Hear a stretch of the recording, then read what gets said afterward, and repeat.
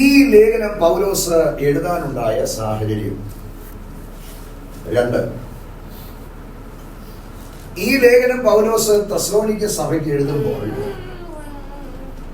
ഈ ലേഖനത്തിലൂടെ തെസ്സലോനിക്ക സഭയെ കുറിച്ചുള്ള പൗലോസിന്റെ ലക്ഷ്യങ്ങൾ. 3, ഈ ലേഖനത്തിൽ പൗലോസ് ഉൾക്കൊള്ളിച്ചിരിക്കുന്ന പ്രധാനപ്പെട്ട വിഷയം. ഇത്രയും കാര്യം പറഞ്ഞിട്ട് ആ വാക്യത്തിലേക്ക് നമുക്ക് വളരെ സുന്ദരമായ, ഒരുപാട് തവണ ഞാൻ ഈ ലേഖനം ധ്യാനിച്ചിട്ടുണ്ട്, വായിച്ചിട്ടുണ്ട്.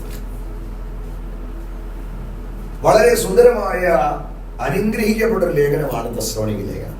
ഈ 14 ലേഖനങ്ങൾ ഞാൻ വായിച്ചിട്ടുണ്ട്, ധ്യാനിച്ചിട്ടുണ്ട്. ഈ 14 ലേഖനങ്ങളിലെ പേരുകൊണ്ട് എനിക്ക് ഒത്തിരി ഇഷ്ടമുള്ള ലേഖനമാണ് തെസ്സലോനിക്ക ലേഖനം. അല്ലെ, പറയുമ്പോൾ തന്നെ എല്ലാവരും ഒന്ന് പറഞ്ഞേ. മാത്രം കേൾക്കുന്നു. തെസ്സലോനിക്ക രസം അത് പറയുമ്പോൾ തന്നെ അല്ലേ. 3 പെൺപിള്ളാരെയാണ് കർത്താവ് എനിക്ക് തന്നത്. മൂത്തവർക്ക് 16 വയസ്സ്, രണ്ടാമത്തവർക്ക് 10 വയസ്സ്, മൂന്നാമത്തവർക്ക് 1 വയസ്സ് കഴിഞ്ഞു.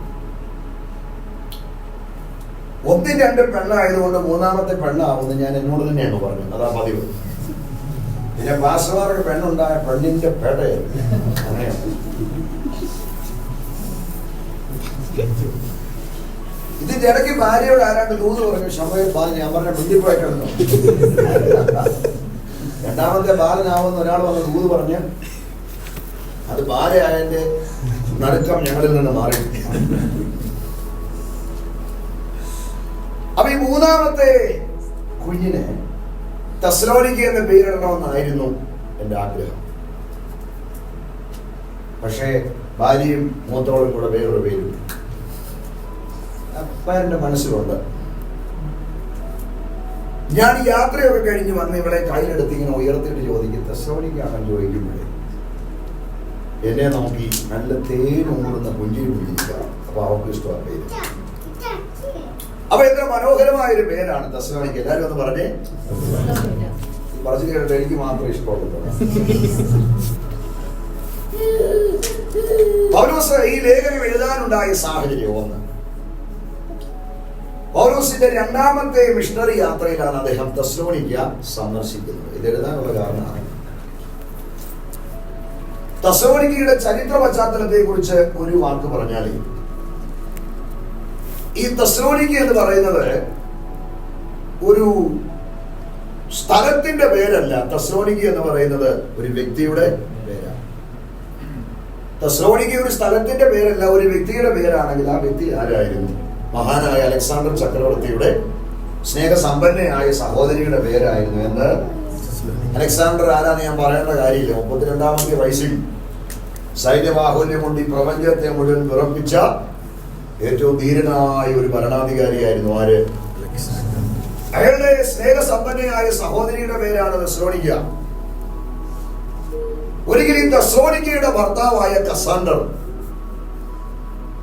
ചൂടുറവ എന്ന പേരിൽ അറിയപ്പെടുന്ന തെർമ പട്ടണത്തെ അങ്ങ് പിടിച്ചടക്കി. ഏറെക്കാലം കഴിയുമ്പോൾ അദ്ദേഹം ഈ തെർമ പട്ടണത്തെ നവീകരിച്ചു, അല്ലെങ്കിൽ പുതുക്കി പണിതു. എന്നിട്ട് പിടിച്ചടക്കി പുതുക്കി പണിത ആ തെർമ പട്ടണത്തിന് തന്റെ ഭാര്യയുടെ പേരായ തെസ്സലോനിക്ക എന്ന നാമകരണം ചെയ്തു. ഒറ്റ വാക്കി പറഞ്ഞാൽ, ജെന്റിൽമാനായ ഒരു മനുഷ്യൻ, പ്രസിദ്ധനും ഉന്നതനുമായ ഒരു മനുഷ്യൻ, സ്നേഹസമ്പന്നയായ തന്റെ ഭാര്യയുടെ മധുരമുള്ള ഓർമ്മയ്ക്ക് പണി കഴിപ്പിച്ചു കൊടുത്ത മനോഹരമായ പട്ടണമാണ് ഏത്? ഇവിടെ ഒത്തിരി പ്രത്യേകതയുണ്ട് ആ പട്ടണത്തിന്. അവിടെയുള്ള ആളുകള് സംസ്കാര സമ്പന്നരാണ്, സ്നേഹസമ്പന്നരാണ്, വിദ്യാസമ്പന്നരാണ്, ആർദ്രതയുള്ള മനസ്സിലുള്ള ആളുകളാണ്. അപ്പോൾ തന്നെ വെള്ളി പിടിച്ചെടുക്കുന്ന ഒരുപാട് ധനികള് തെസ്സലോനിക്കയിലുണ്ട്. അപ്പോൾ വിദ്യാസമ്പന്നരായ, സംസ്കാര സമ്പന്നരായ, സ്നേഹസമ്പന്നരായ, ആർദ്രതയുള്ള ആളുകളാൽ നിറയപ്പെട്ട വെള്ളി കുടിച്ചെടുക്കുന്ന ധാരാളം കനികളുള്ള ഈ പട്ടണത്തിലേക്ക് കർത്താവിന്റെ മഹത്വമുള്ള വേലയോടുള്ള ബന്ധത്തിൽ പൗലോസ് ചെല്ലുന്നത് 2ാമത്തെ മിഷണറി യാത്രയിലാണ്. രണ്ടാമത്തെ മിഷണറി യാത്രയിൽ തെസ്സലോനിക്ക സന്ദർശിച്ച പൗലോസെ ഏറെക്കാലം അവിടെ പാർത്തില്ല. അവിടെ പാർക്കാൻ അദ്ദേഹത്തിന് അവസരം ലഭിച്ചത് 30 ദിവസം മാത്രമാണ്. 30 ദിവസം ആകുമ്പോഴേ ഒരു മാസം. 30 ദിവസം മാത്രമേ കർത്താവിന്റെ വേലയിൽ തെസ്സലോനിക്കയിൽ ചെലവഴിക്കുവാൻ പൗലോസിന് അവസരം ലഭിച്ചിട്ടുണ്ടെങ്കിലും ഈ 30 ദിവസം തെസ്സലോനിക്ക പട്ടണം പൗലോസിന് സമ്മാനിച്ച ഓർമ്മകൾ, സന്തോഷങ്ങൾ വിശദീകരണങ്ങൾക്ക് അപ്പുറമാണ്.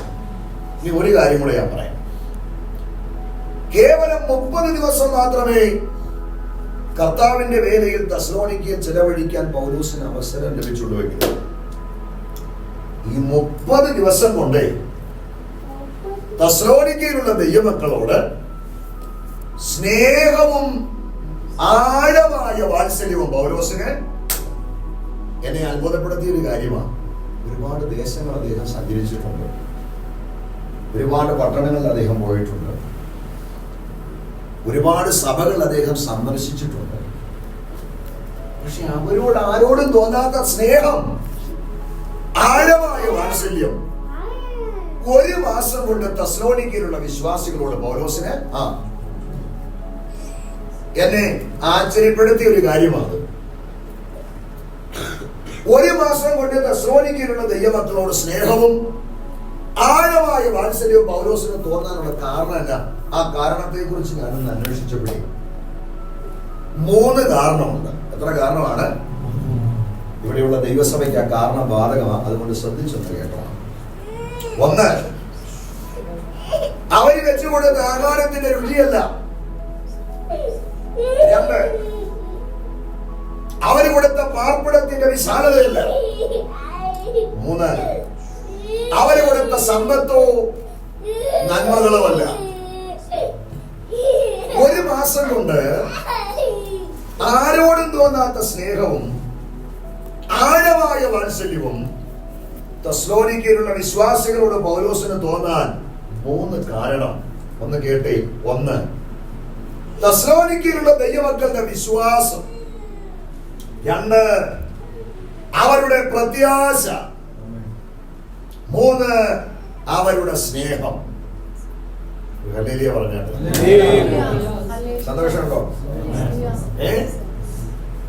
1 മാസം കൊണ്ട് ആരോടും തോന്നാത്ത സ്നേഹവും വാത്സല്യവും തെസ്സലോനിക്കയിൽ ഉള്ളവരുടെ പൗലോസിന് തോന്നാൻ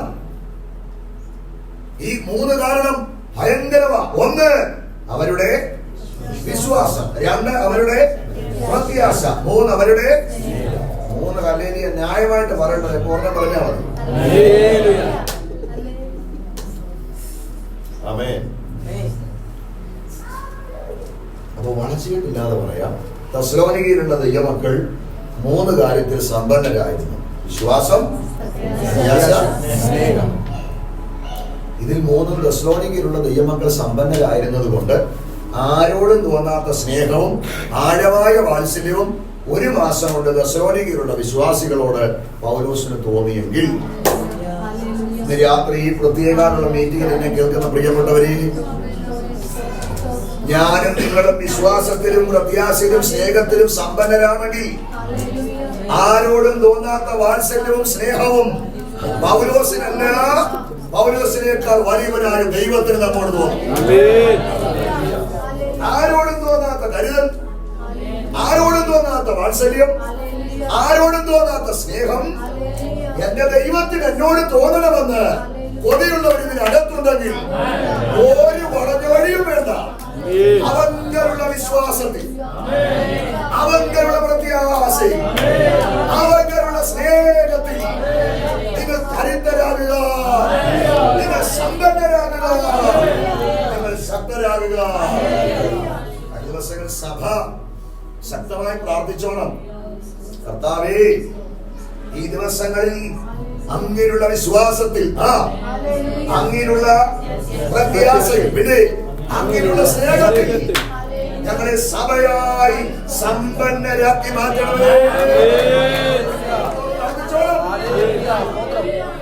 കാര്യത്തിൽ നിങ്ങൾ സമ്പന്നരാണെങ്കിൽ ദൈവത്തിന്റെ പ്രത്യേക കരുതൽ, ദൈവത്തിന്റെ പ്രത്യേക പരിപാലനം, ദൈവത്തിന്റെ പ്രത്യേക സാന്നിധ്യം, ദൈവത്തിന്റെ പ്രത്യേക ഇടപെടലുകള് നിങ്ങൾ സഭയായി അനുഭവിക്കും, നിങ്ങൾ സഭയായി ആസ്വദിക്കും, നിങ്ങൾ സഭയായി ഈ രാജ്യത്ത് വ്യത്യസ്തരായി നിലകൊള്ളും. എന്നെ ശാരീരിക വിഷയത്തിൽ സമ്പന്നനാക്കിയില്ലെങ്കിലും, സാമ്പത്തിക വിഷയത്തിലും ഭൗതിക വിഷയത്തിലും സമ്പന്നനാക്കിയില്ലെങ്കിലും, നിങ്ങളുടെ സ്നേഹത്തിലും പ്രത്യാശയിലും വിശ്വാസത്തിലും ഓരോ ദിവസവും എന്നെ ആരാക്കണം? അങ്ങനെ പ്രാർത്ഥിക്കണം കേട്ടോ. ഹല്ലേലൂയ. ഈ മൂന്ന് കാര്യത്തിൽ തെസ്സലോനിക്കയിലുള്ള ദൈവമക്കൾ സമ്പന്നരായവരുടെ ഭയങ്കര സ്നേഹം തോന്നി, വാത്സല്യം. ഈ ലേഖനം നമ്മൾ വായിക്കുമ്പോൾ അവരോടുള്ള വാത്സല്യത്തെ കുറിച്ച് വരമൊഴിയായിട്ട് ഈ ലേഖനത്തിന്റെ പല ഭാഗത്ത് അദ്ദേഹം ചെയ്തിട്ടുണ്ട്. എന്നും വിശദീകരിക്കാൻ സമയം എഴുതിയിട്ടുണ്ട്. അങ്ങനെ ഒറ്റ മാസം അവിടെ പുള്ളിക്കാരൻ ഭാരത് കർത്താവിന്റെ വേല ചെയ്തു കേട്ടോ. ഒരു മാസം പെട്ടെന്ന് അങ്ങ് കഴിഞ്ഞു. സമയമൊക്കെ എത്ര പെട്ടെന്ന് വന്നില്ല. ഞാൻ ഇന്നലെ വന്ന പോലെ ഇത്ര പെട്ടെന്ന് 14 ദിവസം പോയത്. ഇനി 5-6 ദിവസം കഴിയുമ്പോൾ ഞാൻ ഞങ്ങൾ വീട്ടിൽ ചെന്നു. പിള്ളേരെ വേണ്ടി ചോദിച്ചു, എങ്ങനെ കഴിച്ചു കൂട്ടും പപ്പ ഞങ്ങള്? ഇപ്പൊ വിളിച്ചപ്പോ പറയും എത്ര പെട്ടെന്നാ സമയം പോകുന്നു. ഒറ്റ മാസം ടപ്പെന്ന് അങ്ങ് പോയി തെസ്സലോനിക്കയിൽ. ഈ ഒരു മാസം കഴിഞ്ഞപ്പോൾ പൗലോസിന് കർത്താവിന്റെ വേലയോടുള്ള ബന്ധത്തിൽ തെസ്സലോനിക്കയിൽ നിന്ന് എവിടേക്ക് പോകണം? കൊരിന്തിലേക്ക് പോകണം. എവിടേക്ക് പോകണം എന്ന് പറ.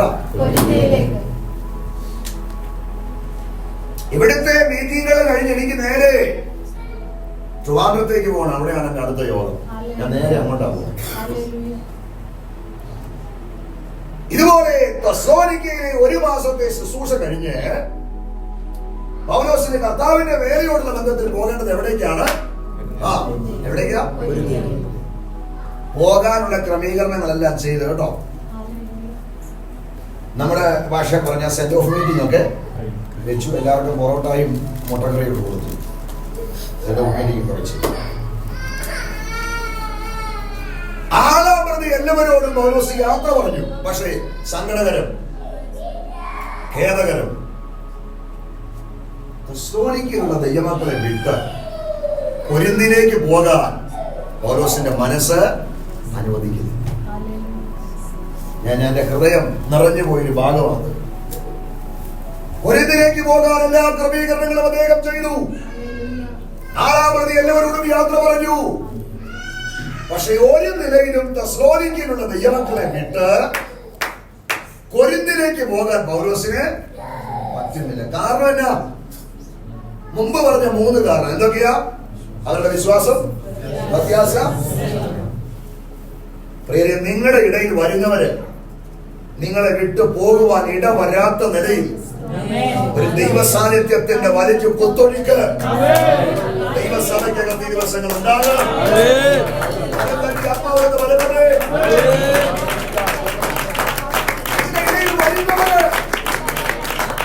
നിങ്ങളെ വിട്ടു പോകുവാൻ കഴിയാത്ത വിധത്തിൽ ഒരു ദൈവ സാന്നിധ്യത്തിന്റെ കുത്തൊഴുക്ക് നിങ്ങളുടെ ഇടയിൽ ഉണ്ടാക്കുന്ന 3 കാര്യമാണ് വിശ്വാസവും പ്രത്യാശയും. 3 നമ്മിലുണ്ടെങ്കിൽ നമ്മുടെ കൂടിവരവുകളിൽ ദൈവ സാന്നിധ്യം നിറഞ്ഞു നിൽക്കും. നമ്മുടെ കൂടിവരവുകളിൽ വരുന്നവർക്ക് നമ്മെ വിട്ട് പോകാൻ തോന്നത്തില്ല. പോയാൽ വീണ്ടും അവർക്ക് ഇങ്ങോട്ട് വരാൻ തോന്നും. പ്രവചനമായിട്ട് ഏറ്റെടുത്തു.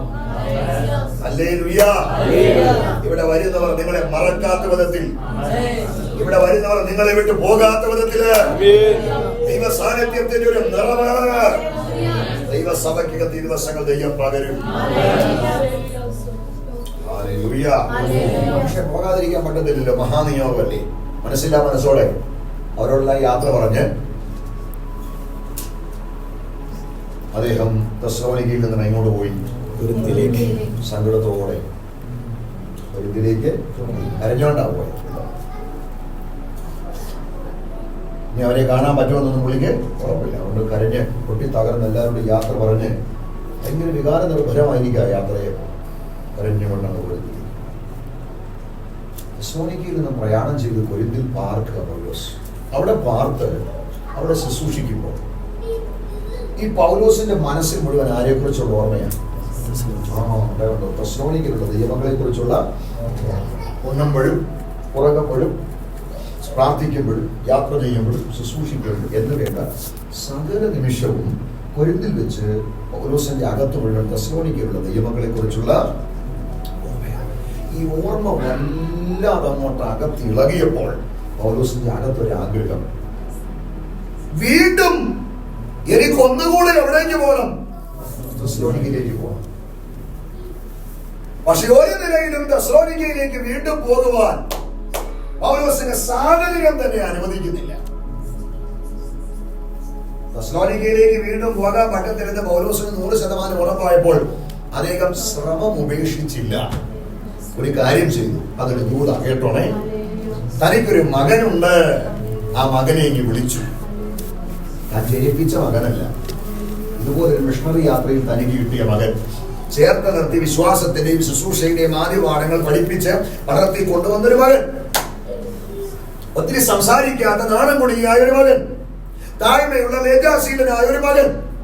അമ്മയും വല്യമ്മയൊക്കെ വിശ്വാസത്തിലാണ്. നല്ലൊരു മകൻ. ആ മകന്റെ പേരിൽ 2 ലേഖനമുണ്ട്. ആ മകന്റെ പേര് സാക്ഷാൽ ദൈവ മനുഷ്യനായ പെട്ടെന്ന് തിമോത്തിയോസിനെ വിളിച്ചു.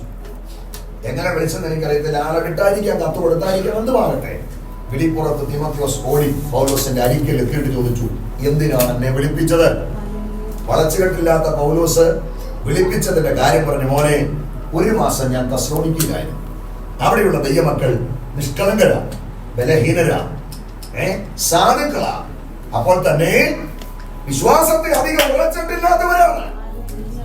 പഠിപ്പിച്ചു പ്രബോധിപ്പിച്ച് എനിക്ക് മതി വന്നില്ല. അപ്പോഴാണ് ഞാൻ കൊരിന്തിലേക്ക് വന്നത്. അവരെ കുറിച്ചുള്ള ഓർമ്മകൾ എന്നെ വല്ലാതെ അലട്ടുന്നു. എനിക്ക് വീണ്ടും കൊരിന്തിലേക്ക് പോകണമെന്ന്, തെസ്സലോനിക്കയിലേക്ക് പോകണമെന്ന് ഒരു താല്പര്യം. എന്റെ സാഹചര്യം എന്നെ അനുവദിക്കുന്നില്ല. തിമോത്തിയോസ് ചോദിച്ചപ്പോ ഞാൻ എന്താ ചെയ്യേണ്ടത്? ഉടനെ പൗലോസ് പറഞ്ഞു, ഒരു കാര്യം നീ ചെയ്യണം. അതിനാ ഞാൻ നിന്നെ ഇങ്ങോട്ട് വിളിച്ചത്. എനിക്ക് പകരം നീ എവിടേക്ക് പോകണം? തെസ്സലോനിക്കയിലേക്ക്. ആർക്ക് പകരം? എന്തിനാ? അവര് തരുന്ന ആഹാരം കഴിക്കാൻ മാത്രമല്ല, അവര് തരുന്ന സമ്മാനം സ്വീകരിക്കാൻ മാത്രമല്ല, അവിടെ പുതിയൊരു ഗ്രൂപ്പ് ഉണ്ടാക്കാനല്ല. എനിക്ക് പകരം നീ തെസ്സലോനിക്കയിലേക്ക് പോകേണ്ടത്. ഞാൻ അവരെ പ്രബോധിപ്പിച്ചതുപോലെ അവരെ പ്രബോധിപ്പിക്കേണ്ടതിന്, ഞാൻ അവരെ പഠിപ്പിച്ചതുപോലെ അവരെ പഠിപ്പിക്കേണ്ടതിന്, ഞാൻ അവരുടെ ഇടയിൽ ശുശ്രൂഷിച്ചതുപോലെ അവരുടെ ഇടയിൽ ശുശ്രൂഷിക്കേണ്ടതിന് എനിക്ക് പകരം തേജസ്സിന്റെ ശുശ്രൂഷയുമായി നീ എവിടേക്ക് പോകണം? തെസ്സലോനിക്കയിലേക്ക്. പൗലോസ് തിമോത്തിയോസിനെ പ്രാർത്ഥിച്ച് എവിടേക്ക് അയക്കുക? തെസ്സലോനിക്കയിലേക്ക്. എന്റെ ഹൃദയം നിറഞ്ഞുപോയ ഒരു രംഗമാണത്. പ്രിയരെ, ഈ തിമോത്തിയോസ് എന്ന കുഞ്ഞിനെ ദൈവമാക്കിയ സ്ഥാനത്ത് അവൻ 100% വിശ്വസ്തയോടെ നിൽക്കാൻ തയ്യാറായപ്പോൾ ദൈവം എന്താ ചെയ്തത്?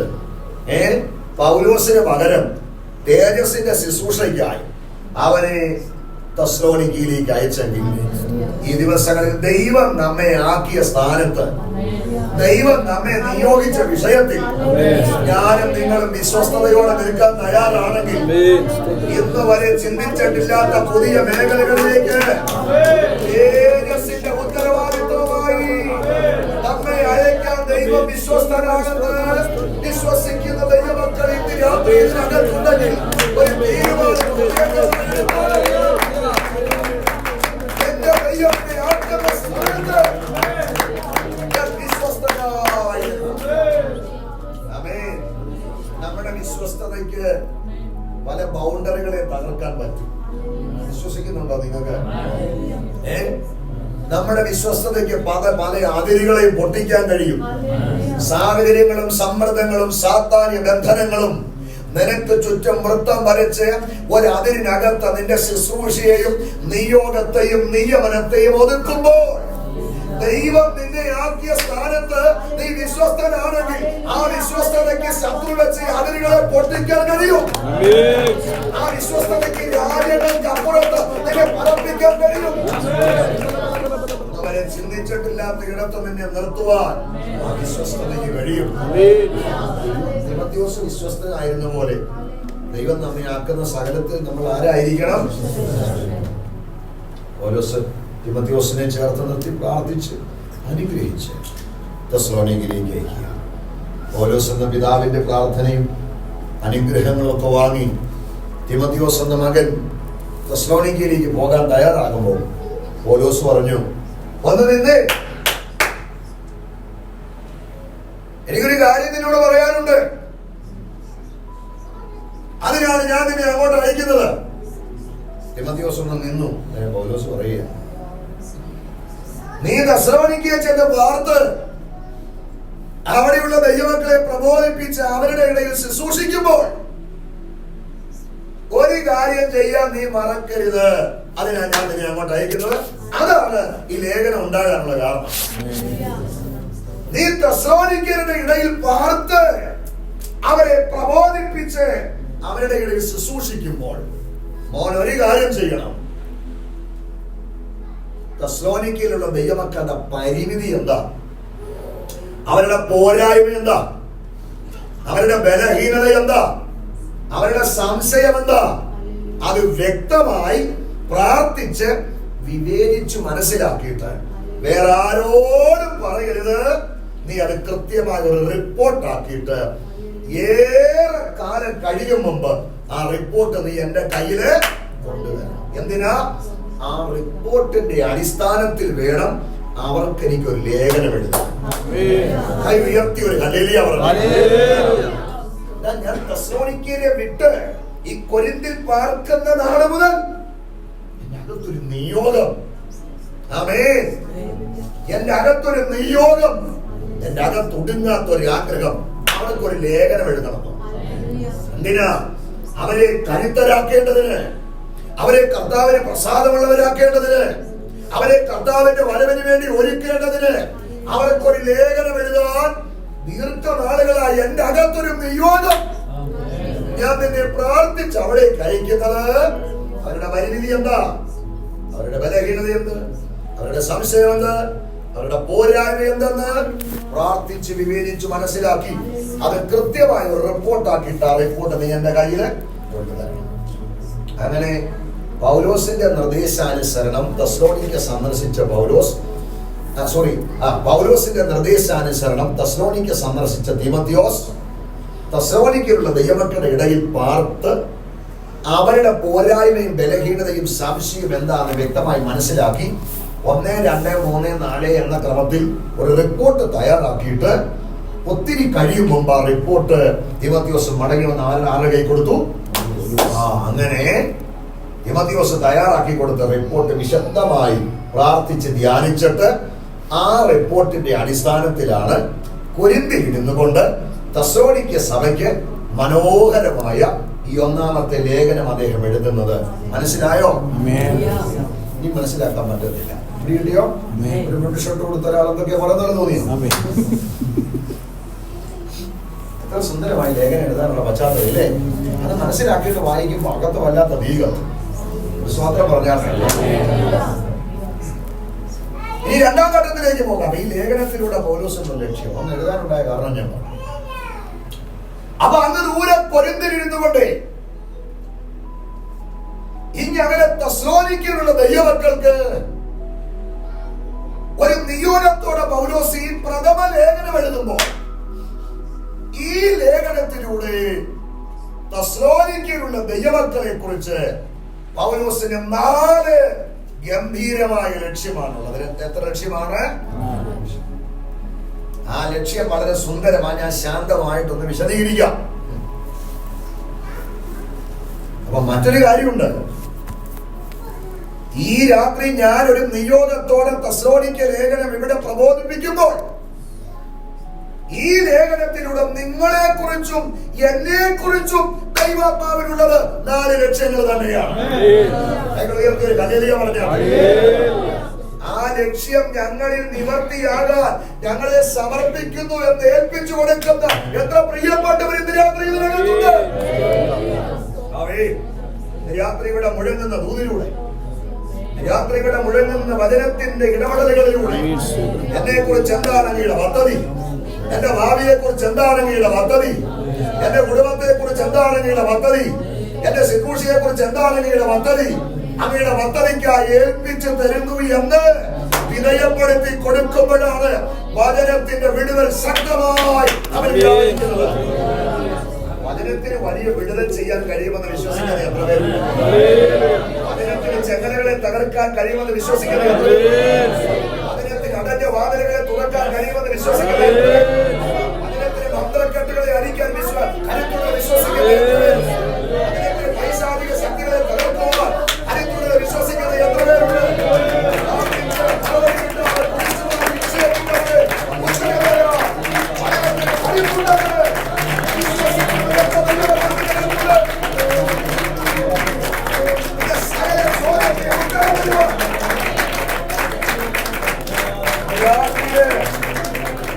ദൈവത്തിന്റെ വചനത്തിന് കരുത്തുണ്ട്. ആരാഞ്ഞുകൂടാത്ത വൻകാര്യങ്ങൾ നമുക്ക് വേണ്ടി ചെയ്യാൻ വചനത്തിന് കഴിയും. വചനം വാളാണ്. ഇതിനെ അറുത്തു മാറ്റാൻ പറ്റും.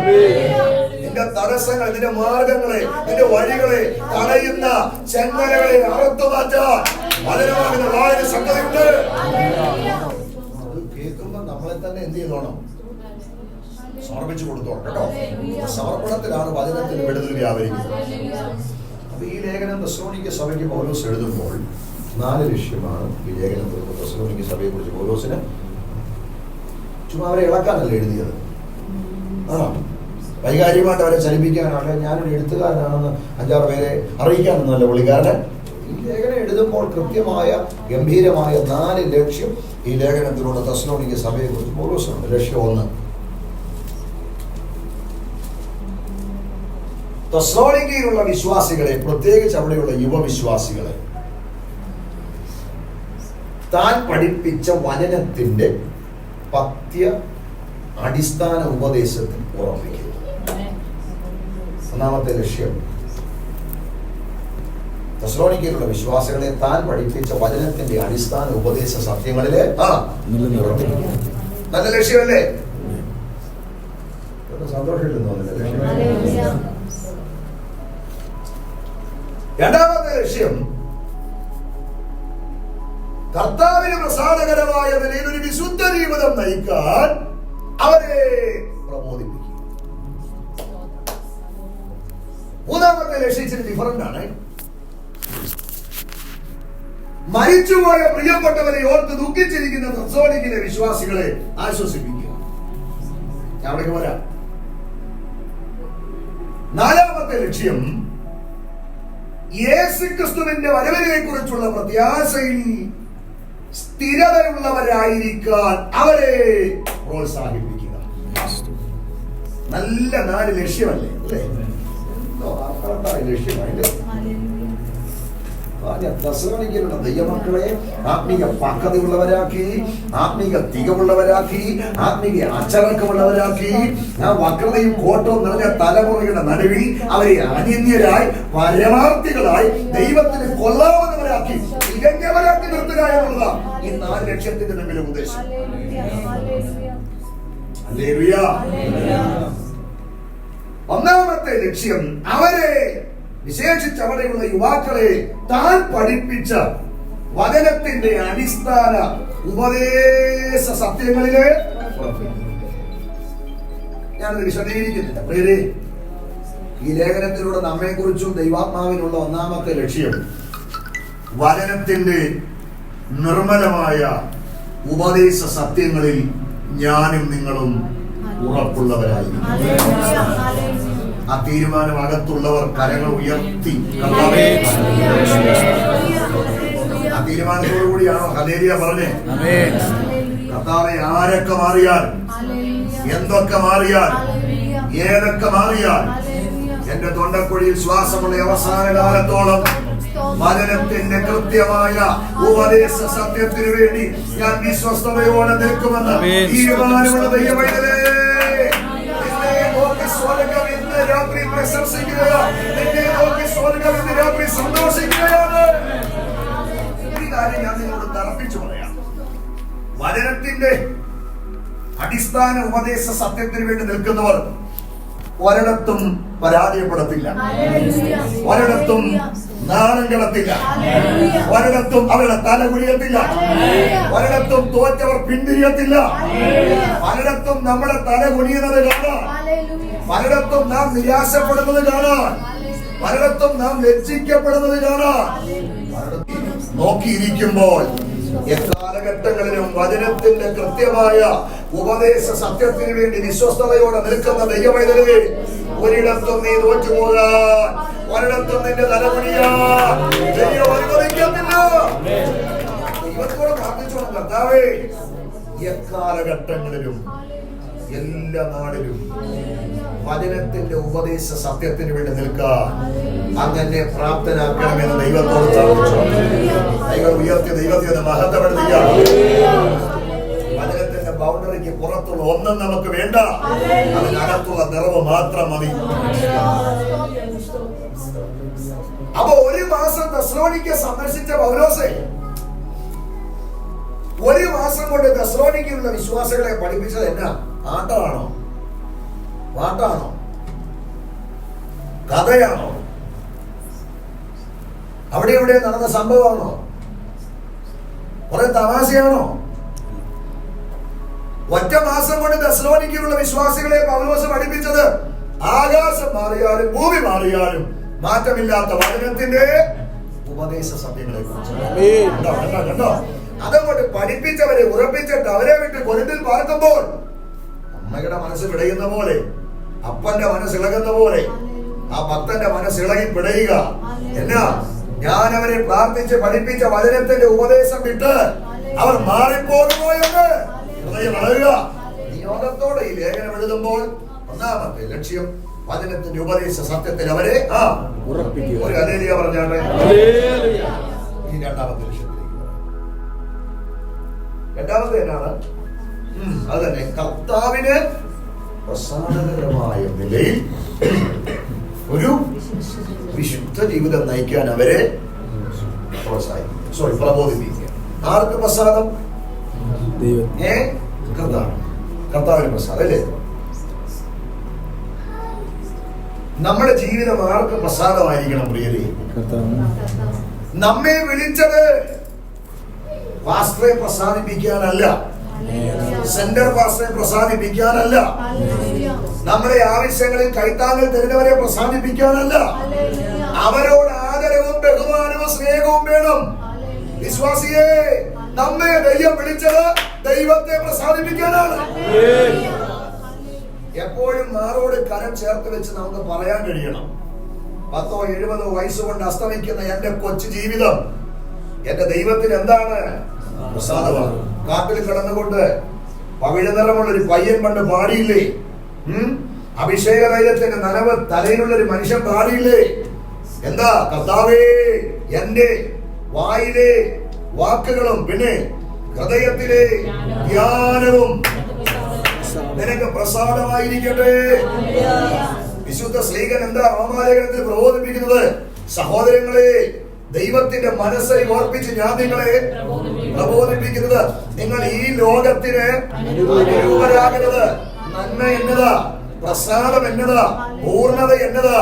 ആ ദൈവഹിതം തിരിച്ചറിഞ്ഞ് മനസ്സ് പുതുക്കി രൂപാന്തരപ്പെടണം. എന്നിട്ട് നിങ്ങളുടെ ശരീരങ്ങളെ ജീവനും വിശുദ്ധിയും ദൈവത്തിന് പ്രസാദമുള്ള യാഗമായി സമർപ്പിപ്പീൻ.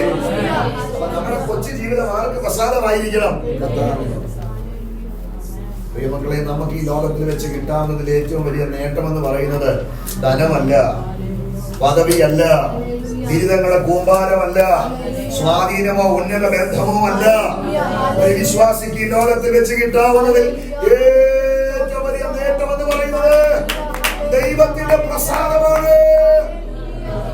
ലോകത്തിൽ നമുക്ക് എല്ലാം ഉണ്ട്. ദൈവത്തിന്റെ പ്രസാദമില്ലെങ്കിൽ നമ്മെ പോലെ നിർഭാഗ്യരാരെയും ഉണ്ടോ?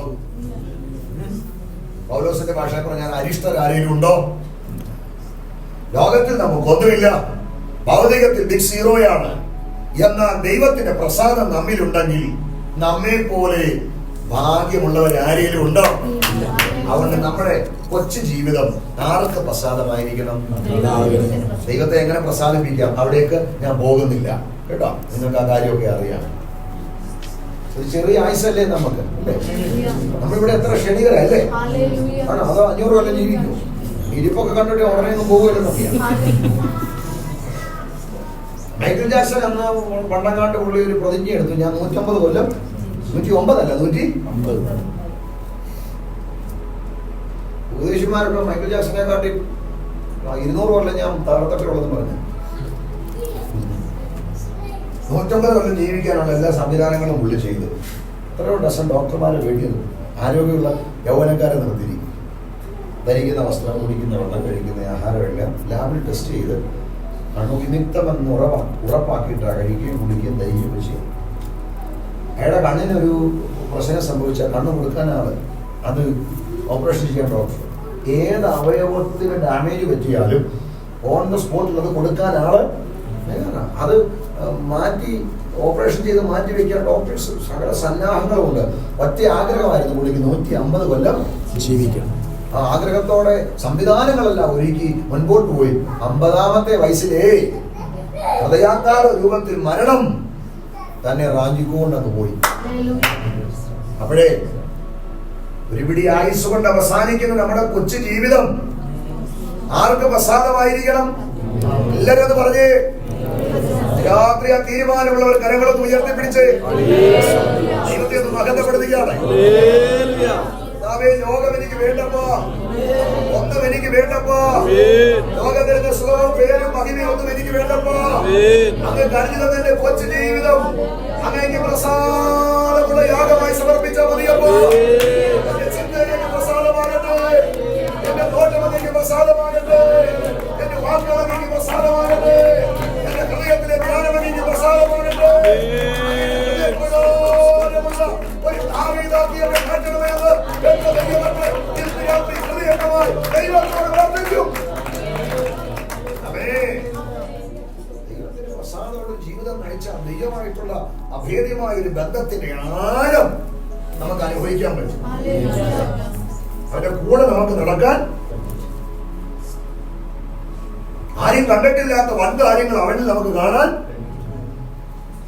നമ്മുടെ ജീവിതം ദൈവത്തിന്. ഇനി മൂന്നാമത്തെ ലക്ഷ്യം എന്താണെന്നറിയാമോ? മൂന്നാമത്തെ ലക്ഷ്യം ഇച്ചിരി ഡിഫറൻ്റ് ആണ്.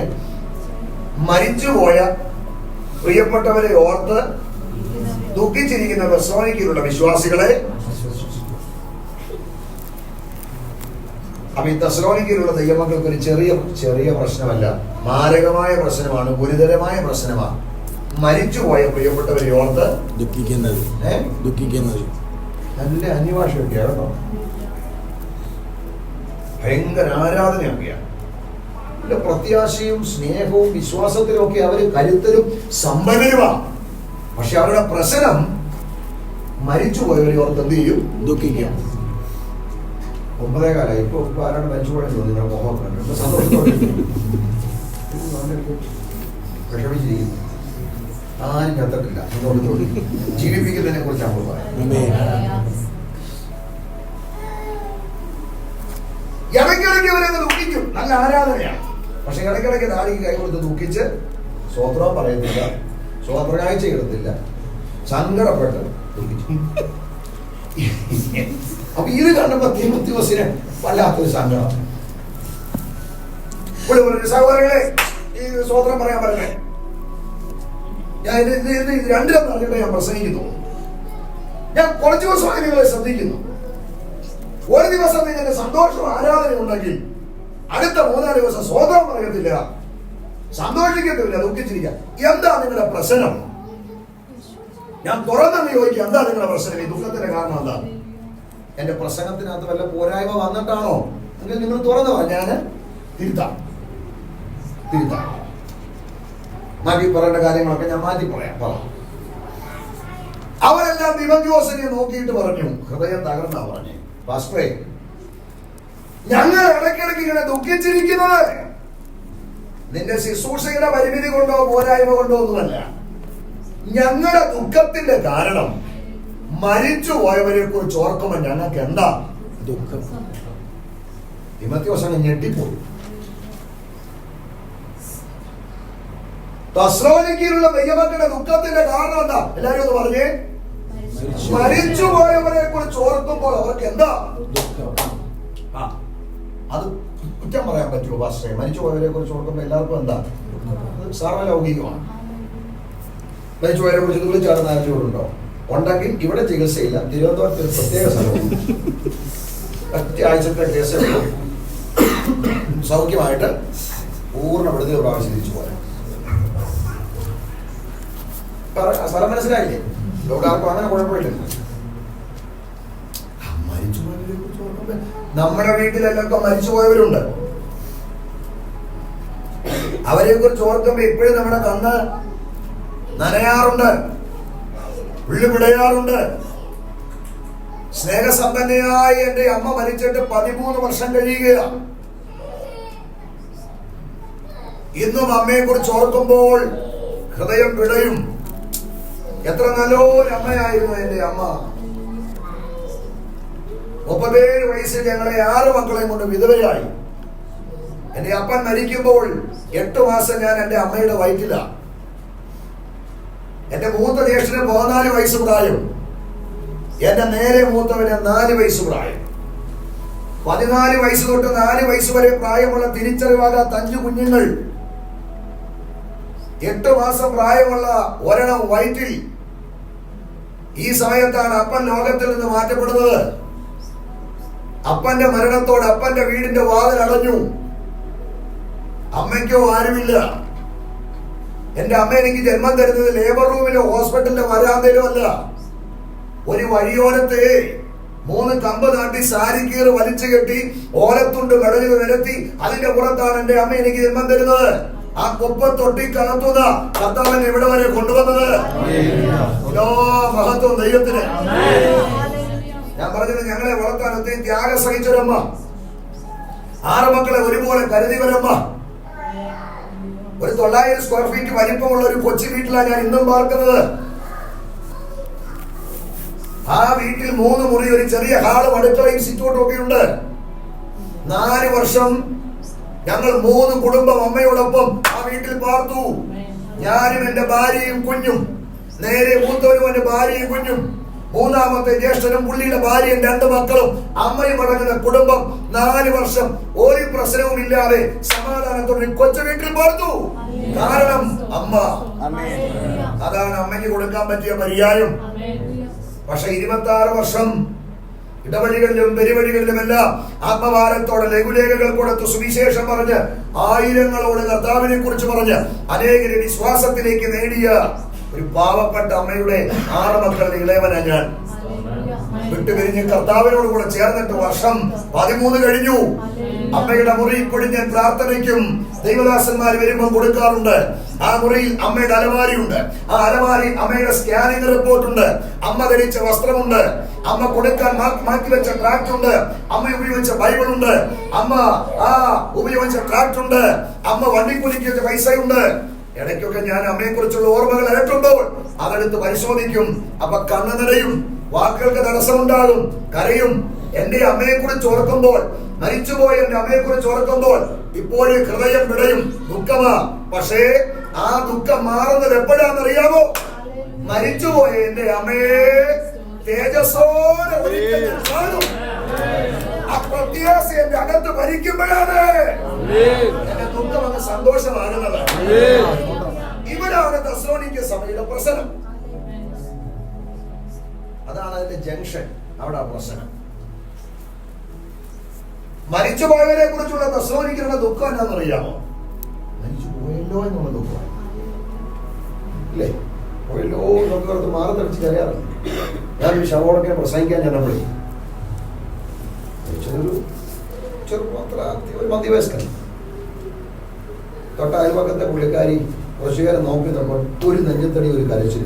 ആ കരച്ചിൽ ഇതാണ്: ഇനി അതിരിന്റെ പേരിൽ എന്നെ ചെയ്തു വിളിക്കാൻ ആരാണ്?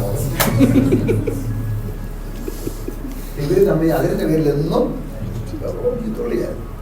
മരിച്ചപ്പോൾ ചോദ്യമേ എല്ലാവരും കാര്യം. ഞങ്ങളുടെ അടുത്ത് ഒരു അച്ചായൻ മരിച്ചപ്പോൾ അവിടുത്തെ അമ്മാമ സാമാന്യം ഒരു ഗുണ്ട ടൈപ്പാണ്, തരക്കേടില്ലാത്ത ഒരു ഗുണ്ടയെ പോലെ ആയിരിക്കുന്നു. ആളുകൾ വരുമ്പം തലയ്ക്ക് നെഞ്ചത്തൊരു ഇടിച്ചിട്ട് ഇനി ആരുണ്ടോ ആ പറച്ചിൽ കേൾക്കുമ്പോൾ ഒരെണ്ണത്തെ തട്ടിയാൻ പെട്ടിക്കാത്താക്കട ഇനി ആരുണ്ടോ ആ ഒരു ടോൺ. ഈ തെസ്സലോനിക്കയിലുള്ള ദൈവമക്കളെ മരിച്ചവരെ കുറിച്ചുള്ള ദുഃഖമേ, മരിച്ചു പോയല്ലോ എന്നുള്ള ദുഃഖമല്ല. അവരുടെ ദുഃഖം എന്നാണെന്നറിയാമോ? അതിന്റെ കാരണം ഞാൻ പറയാം. തെസ്സലോനിക്കയിലുള്ള ദൈവമക്കൾ യേശു ക്രിസ്തുവിന്റെ വരവിനെ വളരെ പ്രത്യാശയോടെ കാത്തിരുന്നവരാ. എങ്ങനെ കാത്തിരുന്നു? നാടൻ ഭാഷ പറഞ്ഞ കണ്ണിൽ എണ്ണ ഒഴിച്ച് കണ്ണും നട്ട് കാത്തിരുന്നു. ആരുടെ വരവിന് വേണ്ടി? ഇന്ന് രാത്രിയിലും യേശുവിന്റെ വരവിൽ പ്രത്യാശ ഉള്ളവർക്കായി സ്വന്തം കാര്യമായിട്ട് കേട്ടില്ല സ്വന്തം. ആമേൻ. എന്തൊക്കെ നേടിയാലും എന്തൊക്കെ പ്രാപിച്ചാലും എന്തൊക്കെ ഇളകി പറഞ്ഞാലും യേശുവിന്റെ വരവിനെ കുറിച്ച് അകതാരിൽ നിറഞ്ഞ പ്രത്യാശയില്ലെങ്കിൽ നമ്മുടെ ക്രിസ്തീയ ജീവിതം ശൂന്യമാണ്. നാം നയിക്കുന്ന ക്രിസ്തീയ ജീവിതത്തിന്റെ മൂല്യം എന്ന് പറയുന്നത് നിത്യതയാണ്. ആണോ? അവരല്ലേലിയ പറഞ്ഞാട്ടെ. അബദ്ധജനിതമായ കർമ്മജനിതമായ അനുഷ്ഠാനങ്ങളും പാരമ്പര്യങ്ങളും വിട്ട് ഈ സത്യത്തിന്റെ പിറകെ ഇറങ്ങി തിരിച്ചത് ഇവിടുത്തെ മണ്ണിൽ അസ്തമിക്കുന്ന ഒരു പിടി സമ്പത്തിന്റെ പിന്നിരക്കാരായി നിൽക്കാനല്ല, നിത്യതയ്ക്ക് വേണ്ടിയാണ്. സ്വത്രത്തിന്റെ ശക്തി കുറഞ്ഞു പോയല്ലോ. ഞാനവനെ സേവിക്കുന്നത് നിത്യതയ്ക്ക് വേണ്ടിയാ. ഞാനവന്റെ പാദം പിൻപറ്റുന്നത് നിത്യതയ്ക്ക് വേണ്ടിയാ. ഞാനവനെ അനുഗമിക്കുന്നത് നിത്യതയ്ക്ക് വേണ്ടിയാ. ഞാനവനെ ഉയർത്തുന്നത് നിത്യതയ്ക്ക് വേണ്ടിയാ. ആ നിത്യതയുടെ പ്രശ്നം ഒഴിവല്ലാതെ ഇന്ന് രാത്രി അകത്ത് കത്തുന്നവരുണ്ടെങ്കിൽ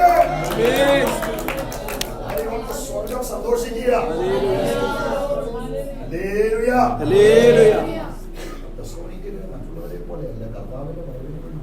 പ്രത്യാശയോടെ എങ്ങനെയാണ്? വളരെ പ്രത്യാശയോടെ നോക്കി ഓരോ ദിവസവും കാത്തിരുന്നു. അത് വേണം. ഞാൻ പെട്ടെന്ന് വെക്കാം. 2-3 മിനിറ്റ് നമുക്ക് ആ പ്രത്യാശയാണ്. യേശുവിന്റെ വരവില് സത്യമല്ലേ ഞാൻ പറഞ്ഞു. പലപ്പോഴും എനിക്ക് നിങ്ങൾക്ക് പ്രത്യാശയുണ്ടോ? ഞാനെന്ന് പറയുമ്പോൾ എനിക്ക് വലിയ പ്രത്യാശ ഉണ്ടെന്നല്ല. ഞാനും ആ ഭാവിയിൽ ഒന്നാമെന്ന് പറഞ്ഞ പോലെ എനിക്ക് പലപ്പോഴും എന്തില്ല, പ്രത്യാശയിലേക്ക് എന്ത് ചെയ്യും? ഒന്ന് ഓരോ ദിവസം എഴുന്നേൽക്കുമ്പോൾ നമ്മളോട് പറയണം, ഇന്ന് ഒന്ന് വരും, എന്റെ പ്രാണനാഥൻ ഇന്ന് എന്നെ ചേർക്കാൻ വരും. കോട്ടയത്തെ രമേശ് എല്ലാ ദിവസവും അവധി കുളിച്ച് ചട്ടയം കൊണ്ട് കൊടുത്ത് പൗഡറൊക്കെ ഇട്ട് നല്ല അടിപൊളിയായിട്ടാണ് നിൽക്കുന്നത്. മുറ്റ പഠിക്കുന്നവരുടെ മുടിക്കായിട്ട് നിന്ന് ഈ അമ്മയോട് ചോദിച്ചു, എന്നും ഇത്രയും കുളിച്ചൊരുക്കി വൃത്തിയായിട്ട് നിൽക്കുന്നത് എന്റെ പ്രാണനാഥൻ എപ്പോഴാണ് വരുന്നതെന്ന് അറിയത്തില്ല. കുളിച്ചൊരുക്കി പല്ല് തേച്ച് വൃത്തിയായി കിടക്കും. നമ്മൾ കിടക്കുന്ന കടപ്പോട് കണ്ട എഴുന്നേറ്റ് വരുന്നതോ 60 വരുന്നതല്ല വരുന്നത്. രമേശ് അടുപ്പിച്ചിട്ടോടെ എപ്പോഴും കാത്തിരിക്കും. എഴുന്നേക്കും കുളിച്ചു കൊടുക്കുക വരും. ഞാൻ പുറമെ ഒരുങ്ങിയിരിക്കുകയാണ്, അകത്തെ ഒരുക്കം പുറത്തു അറിയാം. വേട്ടമനെ കുറിച്ച് പണ്ടി ഞാൻ വായിച്ചത്. അദ്ദേഹത്തിന്റെ പാട്ട് മുഴുവൻ കർത്താവിന്റെ വരവിനെ കുറിച്ചാണ്. നീതി സൂര്യൻ വരുമ്പോൾ തൻ പ്രഭയും കാന്തിയാലും ഇരുനിറം. കർത്താവിന്റെ വരവിനെ കുറിച്ചുള്ള പ്രത്യാശ. അപ്പം പുള്ളിക്കാരന്റെ വിശ്വാസം എന്നും പുള്ളി ചിന്തിക്കുന്ന കർത്താവ് ഇന്ന് അന്ധമായി വിശ്വസിച്ചാണ് കർത്താവ് വരുന്നത് കേട്ടോ. ആഴമായി വിശ്വസിച്ചാണ് കർത്താവ് വരുന്നത്. അത് ആധാരമാക്കിക്കോണം. ഞാൻ ഇവിടുത്തുകാരനല്ല, ഇവിടുത്തുകാരി അല്ല എന്നൊരു ചിന്ത എപ്പോഴും നമ്മെ പരിശുദ്ധാത്മാവിന്റെ വ്യാപാര ശക്തി ഒരുത്തന്റെ അകത്തോട്ട് വരുമ്പോൾ ബഹളവും ചാട്ടവും ഒച്ചപ്പാടും ഉണ്ടാകും. അതിലപ്പുറം ഇപ്പൊ പരിശുദ്ധാത്മാവിന്റെ ശക്തി വരുമ്പോൾ എന്തോ ഒരു ബുക്കാരമെന്നറിയാം. കാസേരം തല്ലി പൊട്ടിച്ച് ഡസ്റ്റ് കുടിച്ച് അവധിന്റെ പൊട്ടിപ്പോയി എന്തോ മേളാന്ന് വന്നറിയാം. അത് നടന്നുണ്ടേ. ദൈവാത്മാവിന്റെ ശക്തി വരുമ്പോൾ ആരാധനയും ബഹളമൊക്കെ ഉണ്ടാകും. നല്ല കാര്യം, ഞാൻ അതിനെതിരില്ല. പരിശുദ്ധാത്മാവിന്റെ വ്യാപാര ശക്തി ഒരു ദൈവവേദന്റെ അകത്തോട്ട് ഇടിച്ചിറങ്ങുമ്പോൾ ആദ്യം അവനിൽ ഉണ്ടാകുന്ന ഒരു തിരിച്ചറിവാണ്. ആ തിരിച്ചറിവ് ഒരു വെളിപ്പാടാണ്. ആ വെളിപ്പാടിനറിയാം, ഞാൻ ഇവിടുത്തുകാരനല്ല എന്ന വെളിപ്പാടാണ്. എന്റെ പൗരത്വം ഇവിടെ അല്ല എന്ന വെളിപ്പാടാണ്. എന്റെ വീട് ഇവിടെ അല്ല എന്ന വെളിപ്പാടാണ്. പ്രാപിച്ച അഭിഷേകത്തിലൂടെ ആ വെളിപ്പാട് അകത്തുള്ളവർക്കായി സ്വോത്രം. വെളിപ്പാട് പ്രാപിച്ചവർ സൈമൺ സാറിന്റെ ഭാഷ പറഞ്ഞാൽ ഈ ലോകത്ത് ജീവിക്കേണ്ടത് കൊപ്ര തേങ്ങായെ പോലെ, വെള്ളത്തിന്റെ പുറത്തെ വള്ളത്തെ പോലെ, ചുണ്ണാമ്പ് വള്ളിയെ പോലെ. കൊപ്ര തേങ്ങയുടെ പ്രത്യേകത എന്നാ? തൊണ്ടങ്ങോട്ട് പൊതിച്ച് കുലുക്കി കഴിഞ്ഞാൽ എന്നാന്നറിയോ? കിടക്കടാന്ന് അവൻ ഈ തേങ്ങയ്ക്കകത്താ കിടക്കുന്നെങ്കിലും തേങ്ങാനായിട്ട് വാക്കത്തിയുടെ മാടിന് തള്ളി തന്നാക്കി ചിരട്ട 2 വശത്തേക്ക് പോവും, അവൻ പൊട്ടിപ്പോവും. അമ്മേരെ ഉരുണ്ട് പുറത്തിയാകും. ലോകത്തിലാ, പക്ഷെ ലോകവുമായിട്ട് ബന്ധമുണ്ടാകരുത്. ആകളത്തിരിക്കുമ്പോ പോരാൻ പറ്റത്തില്ല. വെള്ളം വെള്ളത്തിന്റെ പുറത്താ പോകുന്നത്, ഒരു തുള്ളി അകത്ത് കയറുന്നുണ്ടോ? ലോകത്തിലാ, പക്ഷെ ലോകം നമ്മുടെ അകത്ത്. തെസ്സലോനിക്കർ യേശുവിന്റെ വരവിന് വളരെ പ്രത്യാശയോടെ, അപ്പൊ കർത്താവിന്റെ വരവിന് വേണ്ടി വളരെ പ്രത്യാശയോടെ കാത്തിരുന്നിട്ട് ആ വരവ് കാണാൻ കഴിയാതെ തെസ്സലോനിക്കയിലുള്ള വിശ്വാസികൾ ചിലര് മരിച്ചുപോയി. ആ മരിച്ചുപോയവരുടെ ഭാവി എന്താകുമെന്ന് ഓർക്കുമ്പോഴാണ്, ആ മരിച്ചുപോയവരുടെ ആത്മാവ് എവിടെ ചെല്ലുമെന്ന് ഓർക്കുമ്പോഴാണ് ഇവർക്ക് എന്ത് പറ. അവർ തെസ്സലോനിക്കയിലുള്ള ദൈവമക്കളുടെ ചിന്ത, ജീവിച്ചിരിക്കുന്നവർക്ക് മാത്രമേ കർത്താവ് വരുമ്പോൾ എടുക്കപ്പെടാൻ പറ്റത്തുള്ളൂ. മരിച്ചവരുടെ കാര്യത്തിൽ അവർക്ക് അത്ര ഉറപ്പില്ല. അതിനെക്കുറിച്ച് പഠിപ്പിക്കാൻ പൗലോസിനുണ്ട് സമയവും ഇല്ല. അതാണ് ഈ മരിച്ചവരെ കുറിച്ചുള്ള അവരുടെ ദുഃഖം. യേശുവിന്റെ വരവിന് വേണ്ടി പ്രത്യാശയോടെ കാത്തിരുന്നിട്ട് കാണാൻ കഴിയാതെ മരിച്ചുപോയ ഞങ്ങളുടെ പ്രിയപ്പെട്ടവരുടെ ഭാവി എന്താണ്, അവരുടെ ആത്മാവ് എവിടെ ചെല്ലുമെന്ന് ഓർത്ത് ദുഃഖിച്ച് ഹൃദയം തകർന്നിരിക്കുമ്പോ പൗലോസ് അവരെ ആശ്വസിപ്പിക്കുന്നത് എങ്ങനെയാണെന്നറിയാമോ? അവരെ ആശ്വസിപ്പിക്കുന്നത് വചനത്തിലൂടെയാണ്. അവരെ ആശ്വസിപ്പിക്കാൻ കൊടുത്ത വചനം എന്താ? 4:16 വായിക്കാന്ന് വായിച്ചേ. 4:13 വായിച്ചേ. സഹോദരന്മാരെ, നിങ്ങൾ പ്രത്യാശയില്ലാത്ത മറ്റുള്ളവരെ 1 മണിക്കൂർ വിശദീകരിക്കേണ്ട കാര്യമാണ്. പ്രിയ സഹോദരന്മാരെ, നിങ്ങൾ ദുഃഖിക്കാതിരിക്കേണ്ടതിന് എങ്ങനെയാണ് വാക്യം എന്നുള്ളത് വായിച്ചേ. സഹോദരന്മാരെ, നിങ്ങൾ പ്രത്യാശയില്ലാത്ത മറ്റുള്ളവരെ പോലെ ദുഃഖിക്കാതിരിക്കേണ്ടതിന് ഒരു ഹല്ലേലൂയ പറഞ്ഞാട്ടെ. നിദ്ര കൊള്ളുന്നവരെ കുറിച്ച് നിങ്ങൾ നിദ്ര കൊള്ളുന്നവരെ കുറിച്ചുള്ള അറിവില്ലായ്മയാണ് തെസ്സലോനിക്കയിലുള്ള ദൈവമക്കളുടെ ദുഃഖത്തിന്റെ കാരണം. ആ അറിവ് ദൈവം നമുക്ക് തന്നതോട് ഹല്ലേലൂയ പറഞ്ഞാട്ടെ. എങ്ങനെ നിദ്ര കൊള്ളുന്നവർ? കർത്താവിനെ രക്ഷകനായി സ്വീകരിച്ച് അവന്റെ കൽപ്പന അനുസരിച്ച് വിശുദ്ധ ജീവിതം നയിച്ച് ക്രിസ്തുവിൽ മരിച്ച് മണ്ണിൽ മൗനമുറങ്ങുന്ന നിദ്ര കൊള്ളുന്നവരെ കുറിച്ചുള്ള നമ്മുടെ അറിവെന്താ? നമ്മുടെ അറിവെന്താ? അത് തന്നെ ഉറക്കെന്ന് പറഞ്ഞേ. അത്രയേ ഉള്ളൂ, സിമ്പിൾ. കർത്താവിന് വേണ്ടി ജീവിച്ചു മരിച്ച് ഭക്തന്റെ മരണം നിദ്രയാണ്. എങ്ങനെയാണ്? നിദ്രയാണ് എന്ന് പറഞ്ഞേ. ഭക്തന്റെ മരണം എങ്ങനെയാ? നിദ്രയാണ്. മരണത്തെ കുറിച്ച് പറഞ്ഞാണ് പേടിക്കുന്നത്. എത്ര പേടിച്ചാലും പോകാം. പേടിക്കുന്നുണ്ടോ? ഇന്നേ വരാൻ പോവുക. ഭക്തന്റെ മരണം ഒരു ഉറക്കം പോലെയാ. ഭക്തന്റെ മരണം നിദ്രയാണ്. അവ ക്രിസ്തുവിൽ മരിച്ച വിശുദ്ധന്മാർ നിദ്ര കൊള്ളുകയോ? ആ നിദ്ര കൊള്ളുന്നവരെ കുറിച്ചുള്ള അറിവെന്നാ? നിദ്ര കൊള്ളുന്നവരെ കുറിച്ചുള്ള അറിവ് 16-ാമത്തെ വാക്യമാണ്. എല്ലാരും ഒന്ന് പറഞ്ഞു, എല്ലാരും ഒന്ന് പറഞ്ഞു.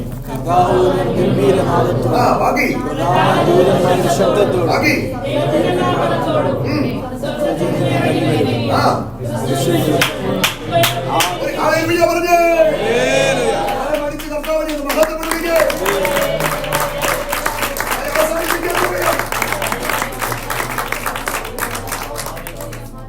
ക്രിസ്തുവിൽ മരിച്ച നിദ്ര കൊള്ളുന്നവരെ കുറിച്ചുള്ള അറിവെന്താ?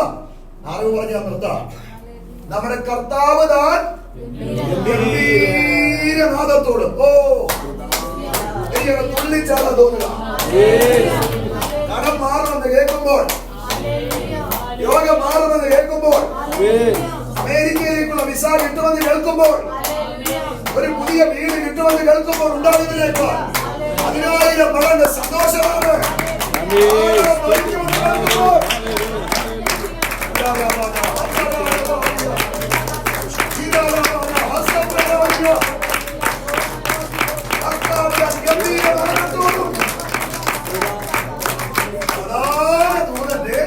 ശബ്ദത്തോടും ദൈവത്തിന്റെ കാഹളത്തോടും കൂടെ സ്വർഗത്തിൽ നിന്ന് ഇറങ്ങി വരും. അപ്പോൾ ആദ്യം സംഭവിക്കുന്നത് എന്താ? ക്രിസ്തുവിൽ മരിച്ചവർ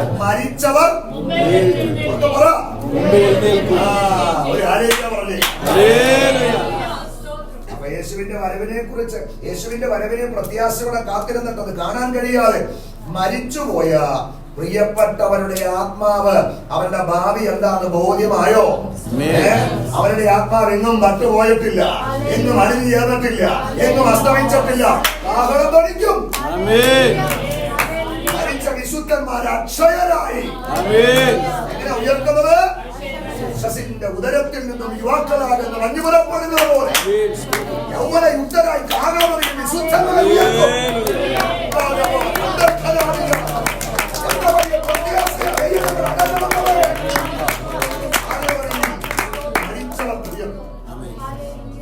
പിന്നെ സംഭവിക്കുന്നത് ജീവനോടെ ശേഷിക്കുന്ന നമ്മൾ എങ്ങനെ ഈ പാലൊക്കെ ഇട്ടുകൊണ്ടും ഈ മുണ്ടെടുത്തോണ്ടും ഈ കണ്ണാടി വെച്ചുകൊണ്ടൊന്നും ഒന്നിക്കാൻ പറ്റത്തില്ല. ആഗോളയിൽ മരിച്ചുയർത്ത വിശുദ്ധന്മാരോടൊപ്പം നമ്മൾ ഒന്നിക്കുന്ന എങ്ങനെയാണെന്നറിയാമോ? രൂപാന്തരപ്പെടും. എന്താ രൂപാന്തരം? നമ്മുടെ താഴ്ചയുള്ള ഈ ശരീരം അവന്റെ മഹത്വമുള്ള ശരീരത്തോടെ ഒറ്റ മൊഴി പോലും വന്ന് ഒഴിയുകയില്ല. കണ്ണിന് കാഴ്ച മങ്ങുകയില്ല. ഒരു കോവിഡോ ഒരു ഒമിക്രോണോ ഒരു ക്യാൻസറോ ഒരു ഷുഗറോ നമ്മളെ തൊടുകയില്ല. മിണ്ടാതിരിക്കുന്നു. രോഗമില്ലാത്ത ഒരു ശരീരം കിട്ടാൻ പോവുക. കോവിഡിന്റെ വാക്സിൻ 3 നമ്മൾ എടുത്തില്ലേ? ഒരു രോഗത്തിനും തൊടാൻ പറ്റാത്ത തേജസ്സിന്റെ ശരീരം നമുക്ക് കിട്ടാൻ പോവുക. നമ്മൾ അവരോട് ഒന്നിക്കും. 2 കൂടിയും ആകാശ മേഘങ്ങളിലേക്ക് എടുക്കപ്പെടും. പറന്നാ പോണേ. എങ്ങനെ പോകുന്നറിയാമോ? ഈ പ്രകാശ വർഷത്തേക്കാൾ വേഗത്തിൽ പോകും. സാർ പറഞ്ഞ 1000 കോടി വാനഗോളങ്ങളെ താണ്ടി നമ്മൾ പോകും. എന്തിനാ? കാൽവറിയിൽ നമുക്ക് വേണ്ടി അവസാന തുള്ളി ചോര പിടിക്കുക, നമ്മെ വീണ്ടെടുത്ത നമ്മുടെ പ്രാണനാഥനാണ്.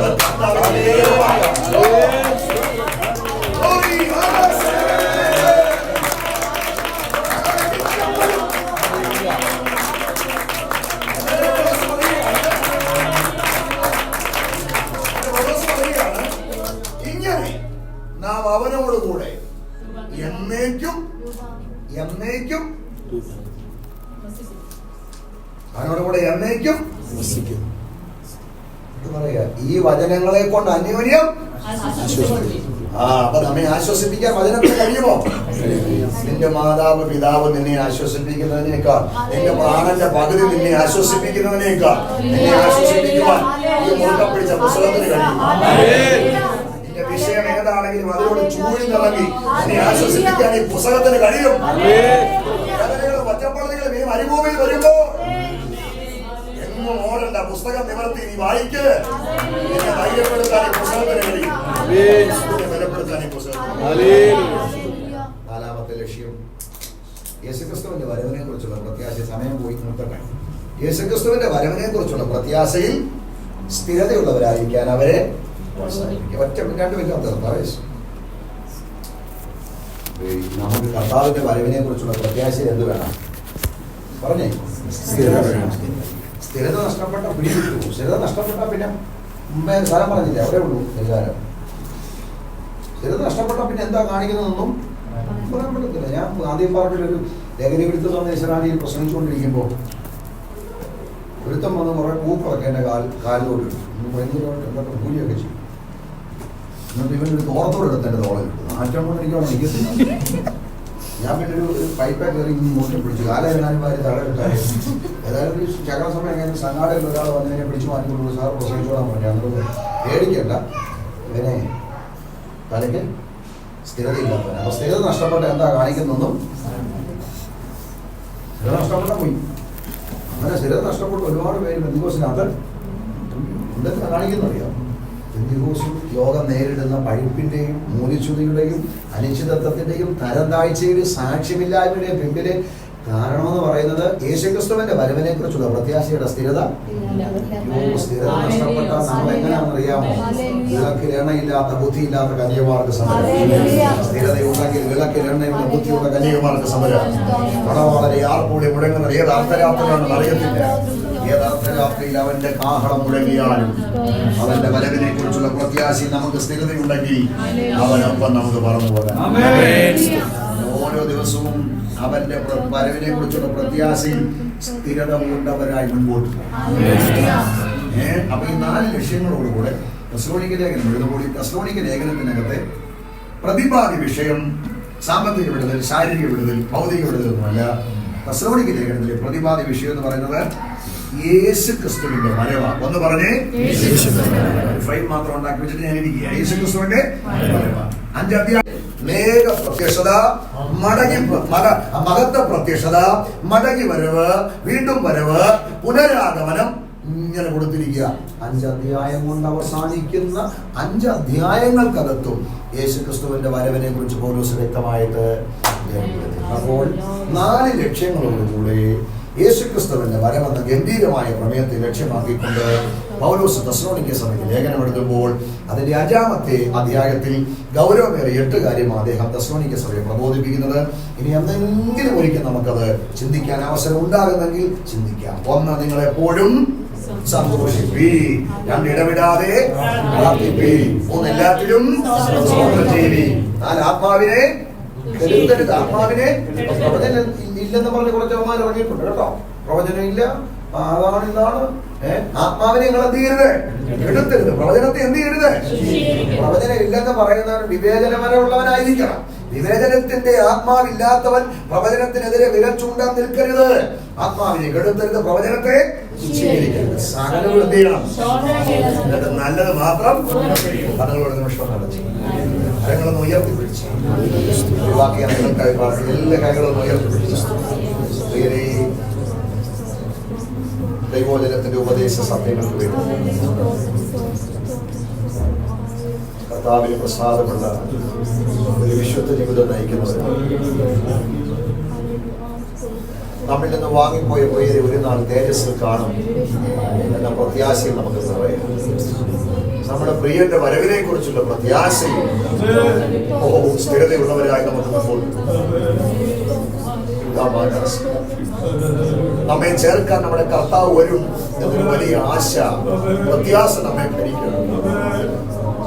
നമുക്ക് എപ്പോഴും സന്തോഷിക്കാം, കർത്താവിനെ ഇടവിടാതെ പ്രാർത്ഥിക്കാം, എല്ലാറ്റിനും സ്തോത്രം ചെയ്യും. ആത്മാവിനെ കെടുത്ത് പ്രവചനം തുച്ഛീകരിക്കും, സകലത്തെയും ശോധന ചെയ്യും, നല്ലത് മാത്രം സകലവിധ ദോഷവും വിട്ടത് അക്ഷേപരഹിതമാണ് ആരോഗ്യപരമായ ഒരാത്മീയ ജീവിതം നമുക്ക് അതിനായി വചനം നമ്മിൽ കരുത്ത് നൽകും. കരങ്ങൾ ഉയർത്തി ഒരു വാക്ക് പ്രാർത്ഥിക്കാം. സാധുവെന്നെ കൈവിടാതെ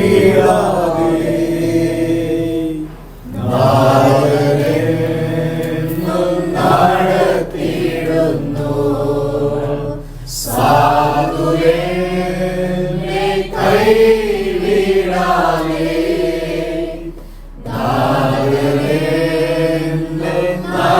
നടത്തിയിടുന്നു. അന്ത്യത്തോളം ചിറകടിയിൽ അവൻ കാത്തിടും നരയിൽ. അന്ത്യത്തോളം ചിറകടിയിൽ അവൻ കാത്തിടും നരയിൽ.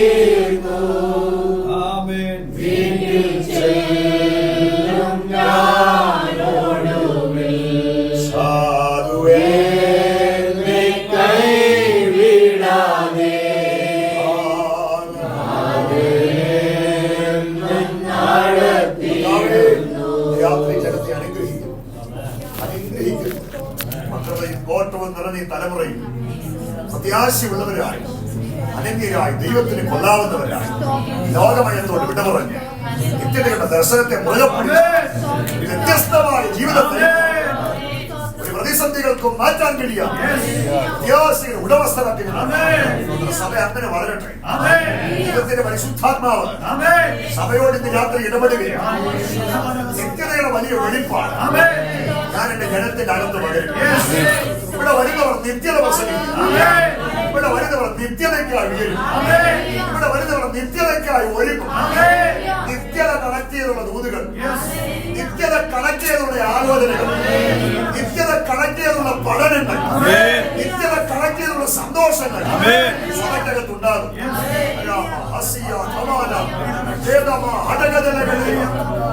ഒരു വലിയ നിത്യതയുടെ ദർശനത്തിലേക്ക് ദൈവാത്മാവ് സഭയെ നയിക്കും. അനേകരെ നിത്യതയിലേക്ക് നയിക്കുവാൻ, അനേകരെ നിത്യതയുടെ ദർശനത്തിലേക്ക് നയിക്കുവാൻ ഈ സഭയെ ദൈവം ഉപയോഗിക്കും.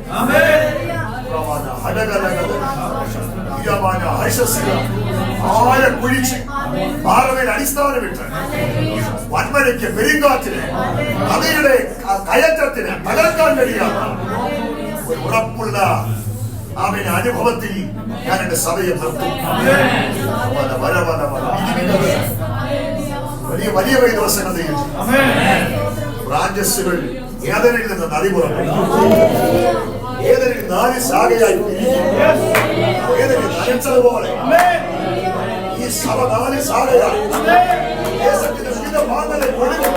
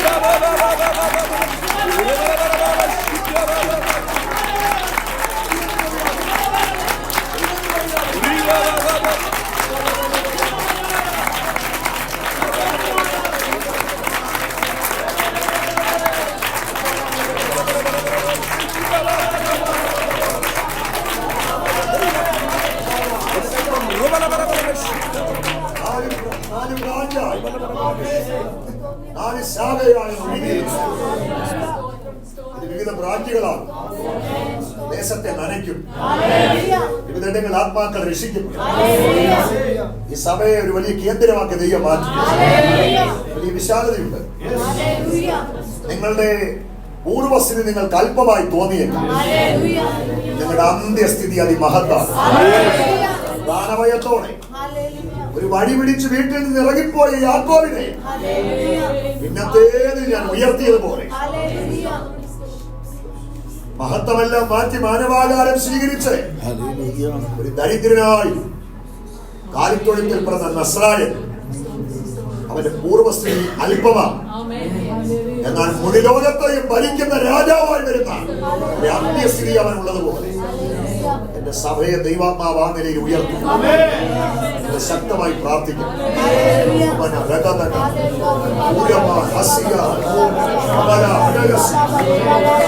വർഷം കഴിയുന്നതിന് മുമ്പ് 2 ഘട്ടങ്ങളിലൂടെ എന്റെ ജീവിതത്തിൽ ചില അത്ഭുതങ്ങൾ ചെയ്യിച്ചു.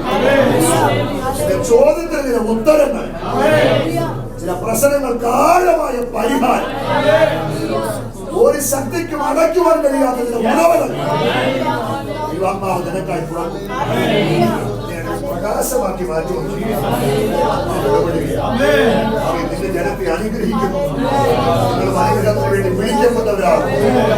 അങ്ങനെ അനുഗ്രഹിക്കുന്നവരായിരിക്കും. വളരെ പിതാവിന്റെയും പുത്രന്റെയും പരിശുദ്ധാത്മാവിന്റെയും നാമത്തിൽ മക്കളെ ഞാൻ അനുഗ്രഹിക്കുക. സഭയെ അനുഗ്രഹിക്കുക. പ്രത്യാശയിൽ വർദ്ധിച്ചു വരട്ടെ. യേശുവിന്റെ നാമത്തിൽ തന്നെ.